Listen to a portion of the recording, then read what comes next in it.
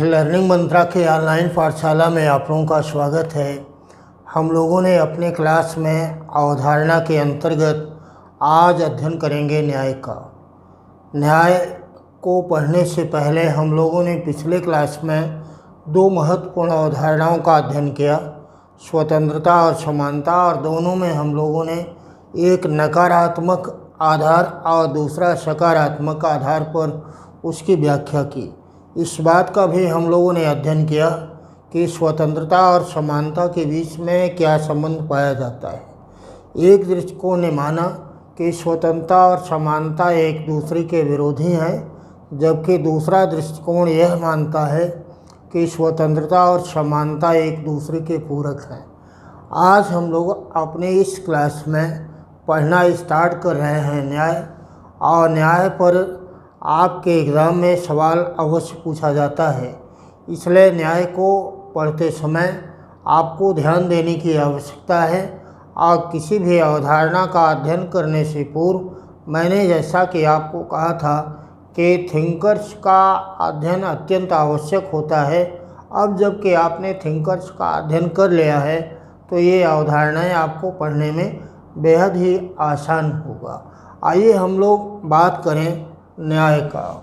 न्याय के संदर्भ में न्याय जस्टिस का हिंदी रूपांतरण है। यह जस्टिस का हिंदी रूपांतरण है और जस्टिस लैटिन भाषा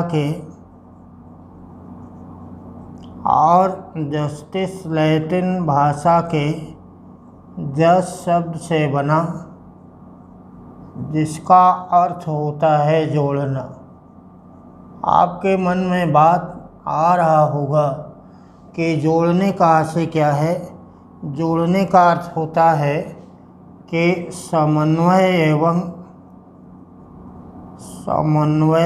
एवं सामंजस्य की स्थापना करना।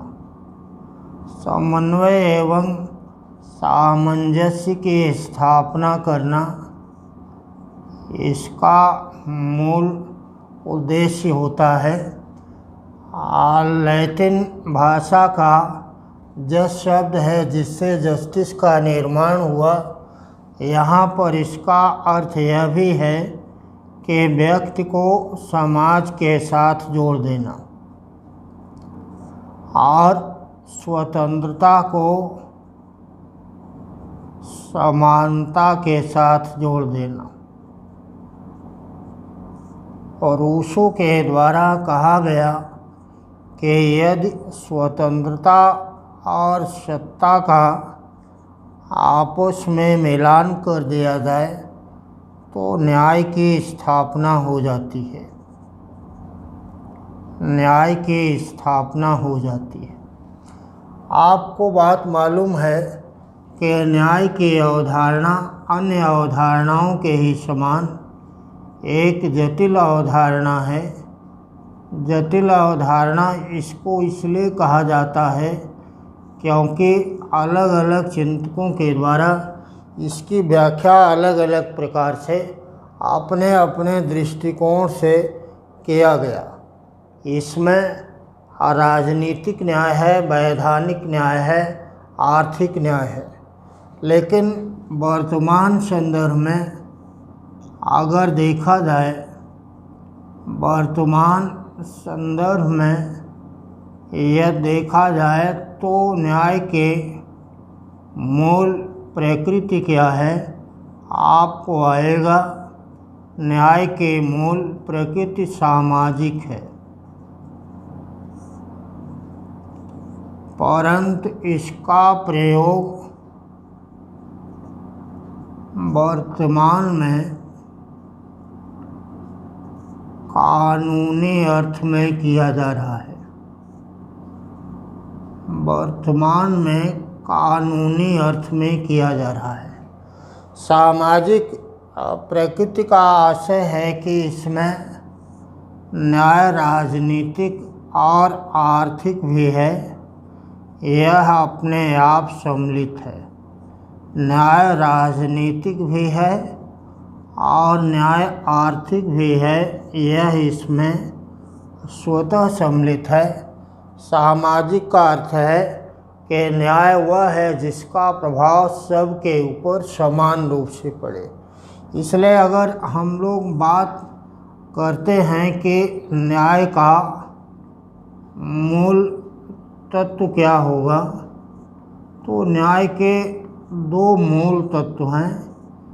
एक है समानता और दूसरा है निष्पक्षता। आपको याद रख लेना है कि न्याय के दो तत्व हैं, एक समानता और दूसरा निष्पक्षता। न्याय के मूल प्रकृति सामाजिक है और इसका प्रयोग इस समय हो रहा है कानूनी अर्थ में। अब आपको बात मालूम है कि अलग अलग चिंतक और विचारधारा के द्वारा न्याय की बात अलग अलग अर्थ में किया गया। आदर्शवादी नैतिक न्याय की बात करते हैं, तो उदारवादी राजनीतिक और सामाजिक न्याय की बात करते हैं। मार्क्सवादी आर्थिक न्याय की बात करते हैं। उदारवादी प्रक्रियात्मक न्याय की बात करते हैं और मार्क्सवादी तात्विक न्याय की बात करते हैं। समकालीन उदारवादी न्याय का आधार कुछ और मानते हैं। समकालीन मार्क्सवादी भी न्याय का आधार कुछ और मानते हैं। अतः यह कहना तार्किक है कि न्याय की अवधारणा समय और परिस्थिति के अनुसार अलग अलग चिंतकों के द्वारा अलग अलग प्रकार से इसकी व्याख्या की गई। तो चलिए, हमें उम्मीद है कि आपको यहाँ पर न्याय का सामान्य अर्थ समझ में आ गया होगा। समन्वय और सामंजस्य की बात समझ में आ गया होगा। इसके मूल प्रकृति सामाजिक है, यह समझ में आ गया होगा। सामाजिक प्रकृति का निहितार्थ है कि न्याय में राजनीतिक और आर्थिक न्याय स्वतः सम्मिलित हो जाता है। वर्तमान में इसका प्रयोग किस रूप में करते हैं कानूनी अर्थ में, ये बात भी आपको समझ में आया होगा। न्याय का मूल तत्व समानता और निष्पक्षता होता है। दो बातें आपने यहाँ पर समझा। अब आइए हम लोग देखते हैं कि न्याय की अवधारणा किस प्रकार से क्रमशः आगे बढ़ती गई, जिस पर आधारित सवाल आपके एग्ज़ाम में पूछा जाता है। तो सबसे पहले इस क्रम में हम लोग बात करते हैं कि यूनान में न्याय की क्या स्थिति थी। अगर यूनान में न्याय की अवधारणा और संकल्पना का हम लोग अध्ययन करते हैं, तो यूनान में न्याय के संदर्भ में पहली बात आती है और वह है कि सोफिस्ट विचारकों के द्वारा न्याय के संदर्भ में क्या कहा गया था। इसके बाद आपको इसमें पढ़ना है कि न्याय पर प्लेटो ने क्या कहा था और उसके बाद देखना है कि न्याय के संदर्भ में अरस्तु के द्वारा क्या कहा गया।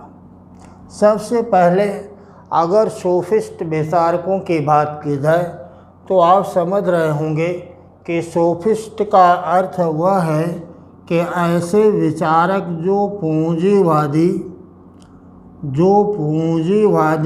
व्यवस्था के समर्थक रहे, जो पूंजीवादी व्यवस्था के समर्थक रहे, उनको सोफिस्ट विचारक कहते हैं। इसमें पहला नाम आता है सिफालस का। सिफालस ने न्याय को कहा कि सत्य बोलना और कर्ज को चुकता करना क्या है? सत्य बोलना और कर्ज को चुकता करना न्याय है। दूसरा, आप सोफिस्ट चिंतक जिनका नाम है पोलेमार्कस ने कहा कि प्रत्येक के साथ उचित व्यवहार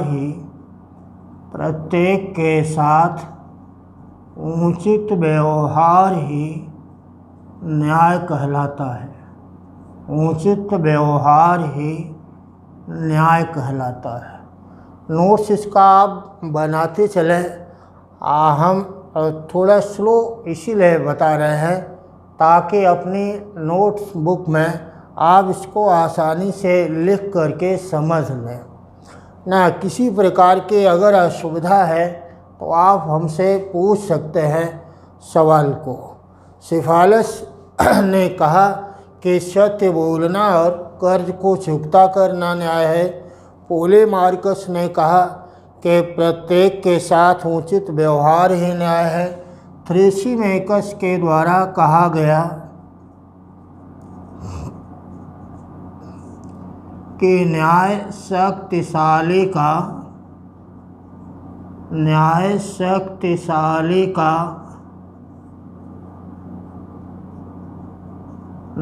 शक्तिशाली का हित है। और ग्लाकन ने कहा कि न्याय भय की संतान है।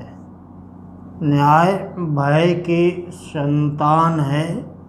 इतनी बातें सोफिस्ट चिंतकों के द्वारा कहा गया। और इस कथन के पश्चात न्याय के ऐसी मीमांसा जब सोफिस्ट विचारकों के द्वारा की गई, तब इसके पश्चात न्याय के संदर्भ में महत्वपूर्ण नाम आता है प्लेटो का। और प्लेटो के द्वारा न्याय की व्याख्या कार्य विशेषीकरण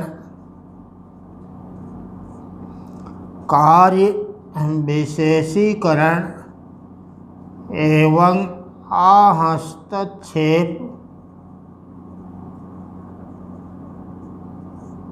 के आधार पर किया गया। इनके द्वारा कहा गया कि प्रत्येक वर्ग के द्वारा अपने निश्चित स्थान पर निश्चित कर्तव्यों को करना और दूसरे वर्ग के कार्य में हस्तक्षेप न करना ही न्याय कहलाता है। इस बात को कह करके प्लेटो ने समाज में समन्वय एवं सामंजस्य की स्थापना पर बल दिया और कहा कि हर एक वर्ग के अपनी एक निर्धारित भूमिका है और उस भूमिका का निर्वहन करना ही उसका न्याय कहलाता है। इसलिए प्लेटो के न्याय के संदर्भ में एक महत्वपूर्ण बात कहा जाता है कि प्लेटो का न्याय कर्तव्य मूलक है, न कि अधिकार मूलक। प्लेटो के पश्चात दूसरा महत्वपूर्ण चिंतक है अरस्तु। अरस्तु के द्वारा न्याय को मूलतः 3 भागों में डिवाइड कर दिया गया। इनके द्वारा कहा गया कि न्याय सद्गुण की अभिव्यक्ति है। कहा गया कि न्याय सद्गुण की अभिव्यक्ति है। इस बात को अरस्तु ने कहा और इन्होंने न्याय को 3 भागों में डिवाइड कर दिया। अरस्तु के द्वारा पहला कहा गया संपूर्ण न्याय। संपूर्ण न्याय का आशय इनके द्वारा बतलाया गया कि यदि परिवार में पति का नियंत्रण पत्नी पर, माता पिता का नियंत्रण संतान पर और स्वामी का नियंत्रण दास पर है तो परिवार में पूर्ण न्याय होगा। कहा कि यदि गांव के मुखिया का नियंत्रण ग्रामवासियों के ऊपर है तो गांव में पूर्ण न्याय होगा। ऐसे ही राज्य में पूर्ण न्याय की स्थापना के लिए आवश्यक है कि शासक का नियंत्रण शासितों के ऊपर होना चाहिए। इसको उनके द्वारा संपूर्ण न्याय बतलाया गया। मतलब असंपूर्ण न्याय की व्याख्या के 3 आयाम इन्होंने बतलाए। एक परिवार, दूसरा ग्राम और तीसरा राज्य। इस संपूर्ण न्याय के पश्चात इनके द्वारा न्याय की दूसरी व्याख्या की गई और उस व्याख्या को कहते हैं संशोधनात्मक या सुधारात्मक न्याय। संशोधनात्मक या सुधारात्मक न्याय। इसका आधार क्या है? इसका आधार है कानून। इसका आधार है कानून। कानून के आधार का तात्पर्य यह है कि यदि किसी व्यक्ति के द्वारा अपने निजी संबंधों में एक व्यक्ति दूसरे व्यक्ति के साथ संबंधों की स्थापना में निर्धारित कानूनों का यदि पालन नहीं करता है, तब उसे विधि के अनुसार दंडित देना ही संशोधनात्मक न्याय कहलाता है। इस संशोधनात्मक न्याय के पश्चात अरस्तु के द्वारा तीसरा अन्य न्याय बतलाया गया, जिसको महत्वपूर्ण कहा जाता है वितरणात्मक न्याय। वितरणात्मक न्याय का तात्पर्य है कि यह आनुपातिक समानता पर आधारित होगा।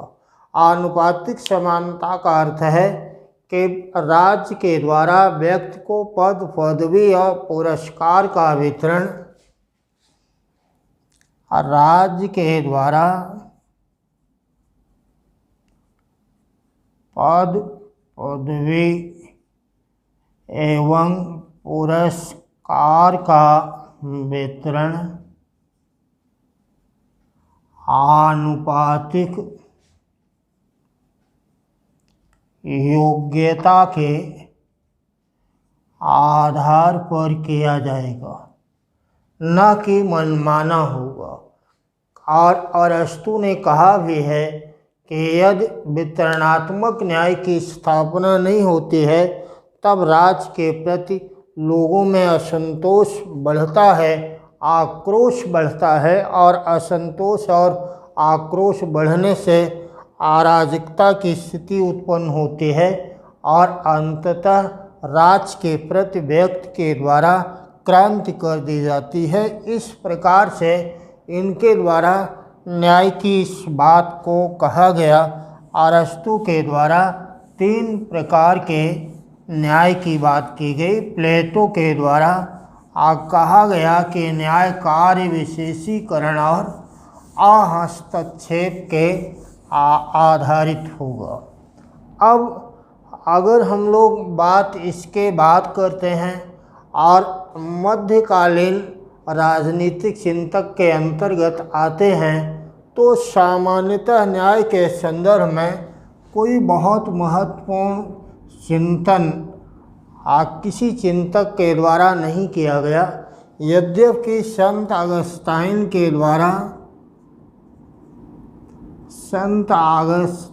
के द्वारा कहा गया है कि यदि राज्य में न्याय नहीं होगा,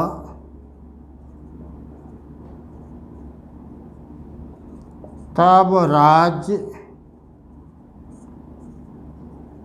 डाकुओं का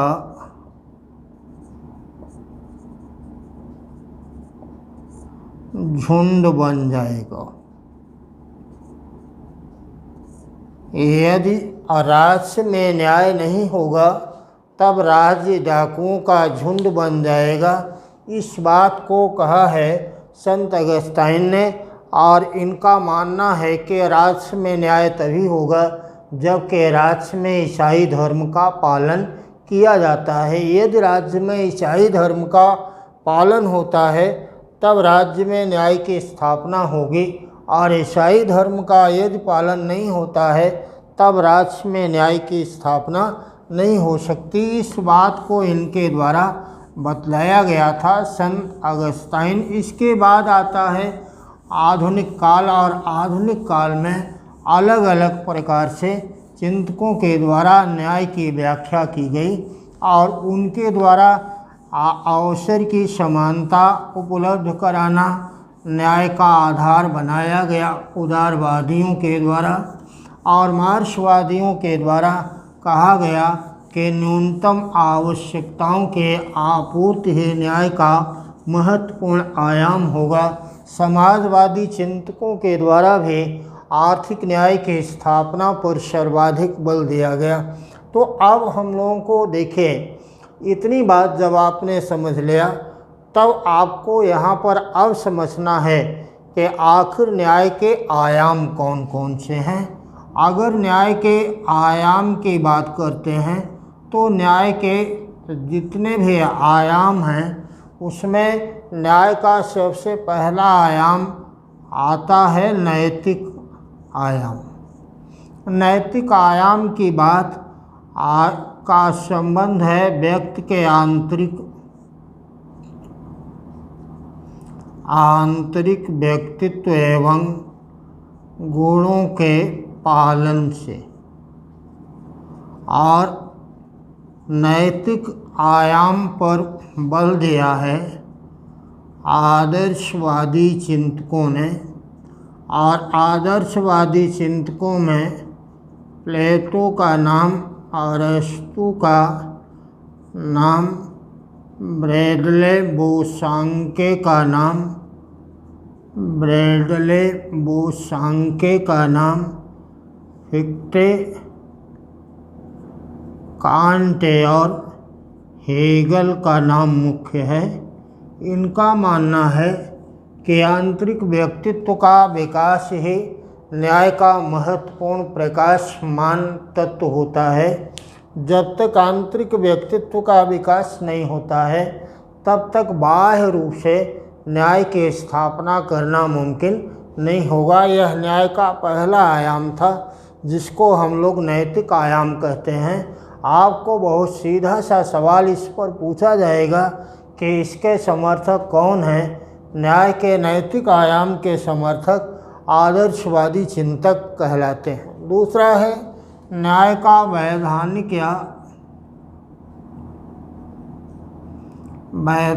या कानूनी आयाम।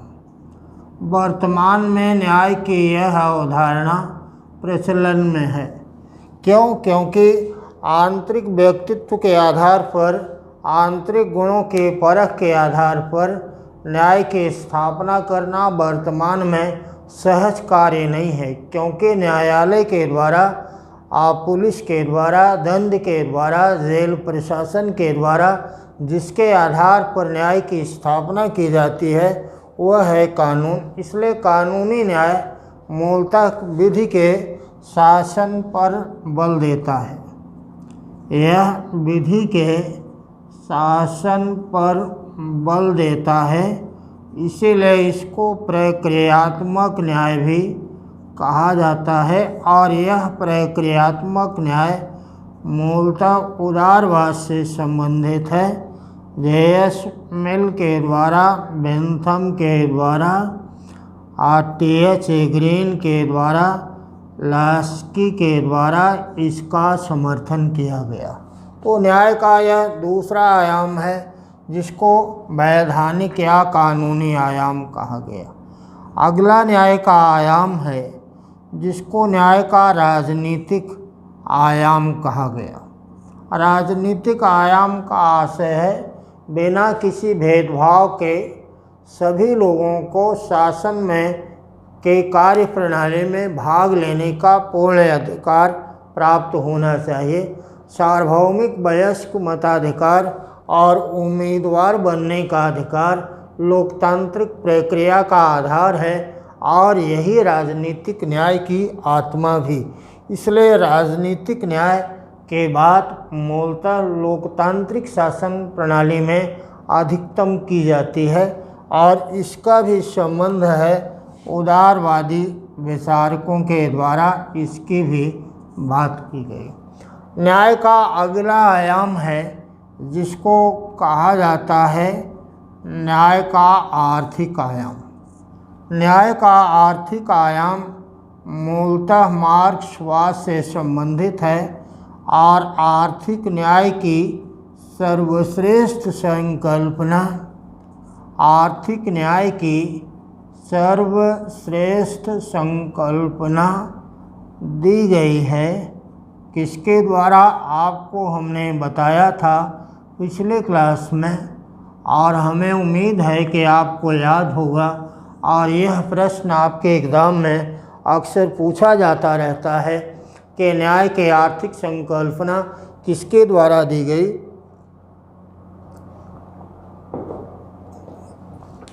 क्या लगाएंगे? न्याय की आर्थिक संकल्पना एंजल्स के द्वारा की गई, जिसका आशय है कि आर्थिक न्याय की स्थापना तब होगी जबकि पूंजीवादी राज्य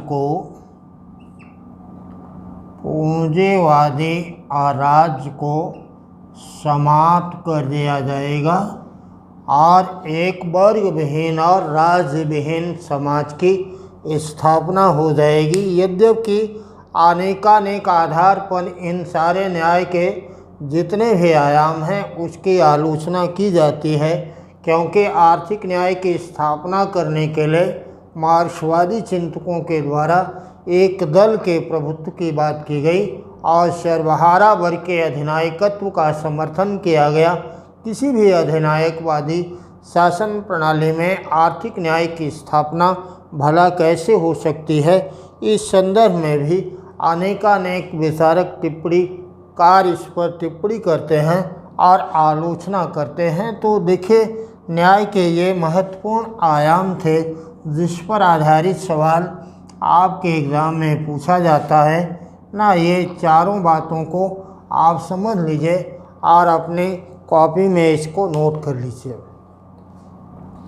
अब जब न्याय के संदर्भ में इतनी बातें हो गई तो आपको समझना है कि आखिर न्याय का मेजरमेंट क्या होगा, न्याय का आखिर मानदंड क्या होगा, न्याय का मापन हम लोग कैसे करते हैं और अलग अलग चिंतकों के द्वारा इसकी बात किस आधार पर की गई। इस बात को समझने के लिए हम लोगों को देखना है कि न्याय का मानदंड क्या है। आपको यहाँ पर समझना है कि आखिर न्याय का मानदंड क्या होता है। न्याय का मानदंड क्या है? ध्यान से इस बात को समझिए कि न्याय का मानदंड क्या है। न्याय का मानदंड मूलतः 3 आधारों पर निर्धारित किया गया है। पहला है आवश्यकता,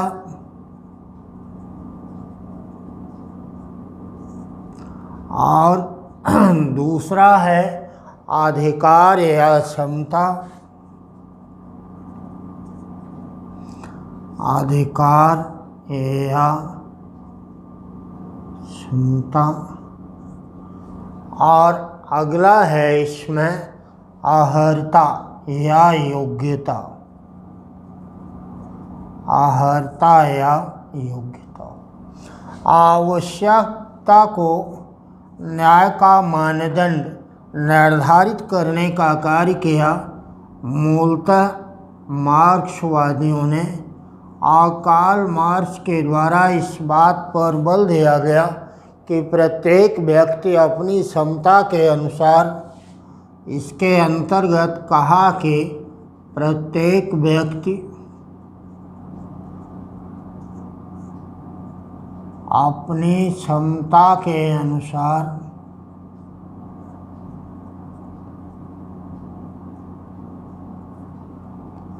कार्य करेगा और आवश्यकता के अनुसार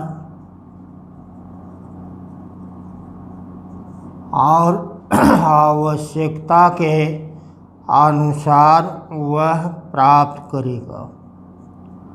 आवश्यकता के अनुसार वह प्राप्त करेगा। यह बात कार्ल मार्क्स के द्वारा कहा गया। इसका अर्थ यह है कि पूंजीवादी राज्य के समाप्ति के पश्चात जब राज्य विहीन और वर्ग विहीन समाज की स्थापना होगी, जब सर्वहारा वर्ग के अधिनायकत्व को भी खत्म कर दिया जाएगा, तब प्रत्येक व्यक्ति अपनी क्षमता के अनुसार काम करेगा और आवश्यकता के अनुसार प्राप्त करेगा।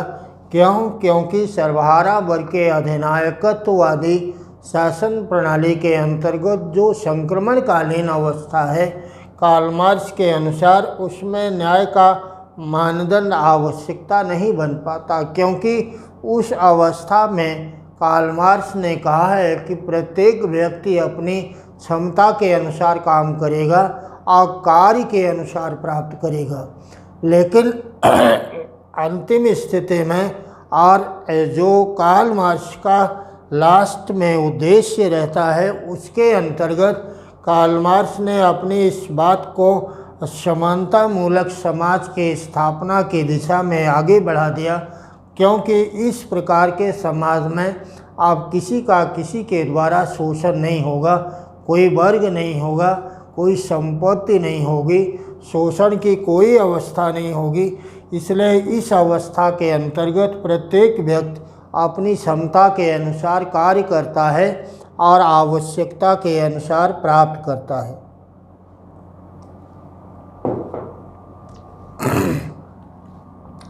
अगला है, देखिए, अधिकार या क्षमता के आधार पर। अधिकार या क्षमता के आधार पर न्याय का मानदंड निर्धारित किया है रॉबर्ट नोजिक ने। रॉबर्ट नोजिक का संबंध है समकालीन उदारवाद से। इनका संबंध है समकालीन उदारवाद से, और समकालीन उदारवाद के अंतर्गत रॉबर्ट नोजिक ने आत्मस्वामित्व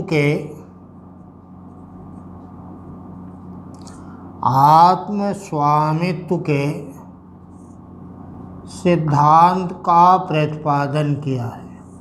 आपको आएगा कि न्याय में आत्मस्वामित्व के सिद्धांत का प्रतिपादन किसके द्वारा किया गया? आप क्या लगाएंगे? रॉबर्ट नोजिक के द्वारा आत्मस्वामित्व के सिद्धांत का प्रतिपादन किया गया। और इन्होंने न्याय के स्थापना हेतु 3 स्थितियों की बात किया, जिसमें पहला है संपत्ति का अर्जन वैध होना चाहिए। कहा कि संपत्ति का अर्जन वैध होना चाहिए। दूसरा कहा कि संपत्ति का स्थानांतरण भी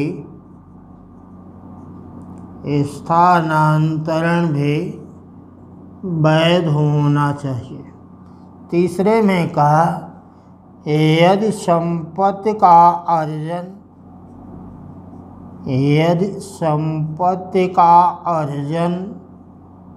और स्थानांतरण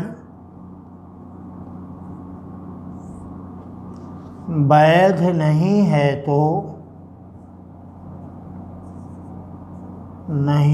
तो दंड का प्रावधान होना चाहिए ना। आपको यहाँ पर ये 3 बातें याद रख लेना है कि संपत्ति का अर्जन वैध होना चाहिए, संपत्ति का स्थानांतरण भी वैध होना चाहिए, और अगर ऐसा नहीं होता है तब दंड का प्रावधान होना चाहिए। और न्याय के संदर्भ में आत्मस्वामित्व का सिद्धांत किसके द्वारा दिया गया? अगर आपको यह सवाल आता है तो क्या लगाएंगे? Robert Nozick. अब देखिए, इसी के अंतर्गत आगे चलकर ये हैयक का एक प्रसिद्ध कथन है। हैयक के द्वारा कहा गया कि लोक कल्याणकारी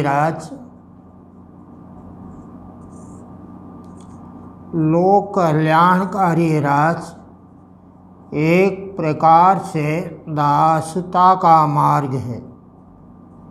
कहा कि लोक कल्याणकारी राज क्या है? यह एक प्रकार से दासता का मार्ग है जो दासता की तरफ ले जाता है।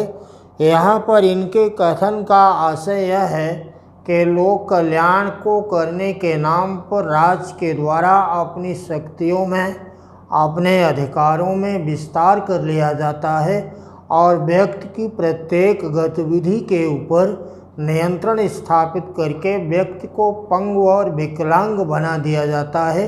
व्यक्ति अपनी समस्त आवश्यकताओं की पूर्ति के लिए राज्य के ऊपर इतना निर्भर हो जाता है कि उसकी वह निर्भरता दासता के समान प्रतीत होने लगती है। यह एक नवीन प्रकार का दर्शन है। चूँकि आयफ हया का संबंध समकालीन उदारवाद से है, इसलिए इनके द्वारा अलग से अपने तर्क के अंतर्गत इस बात को प्रतिपादित किया गया। न्याय का एक अन्य मानदंड है आहर्ता या योग्यता। आहर्ता या योग्यता, जिसका अर्थ है कि व्यक्ति के द्वारा और राज्य में जो भूमिका का निर्वहन किया जाता है उसी के अनुपात में उसे प्रदान कर देना न्याय कहलाएगा। न्याय के इस मानदंड का समर्थन राजनीति विज्ञान के अंतर्गत परंपरावादी चिंतकों के द्वारा किया गया। तो यहाँ पर देखिए, हम लोगों ने न्याय का सामान्य अर्थ और न्याय के अवधारणा का विकास देखा। न्याय के कौन कौन से महत्वपूर्ण आयाम हैं इसकी बात हम लोगों ने किया, और न्याय का कौन सा मानदंड होता है ये बातें हम लोगों ने इसके अंतर्गत देखा। आज का क्लास यहीं तक है। अगले क्लास में फिर मिलते हैं। तब तक के लिए धन्यवाद। जय हिंद।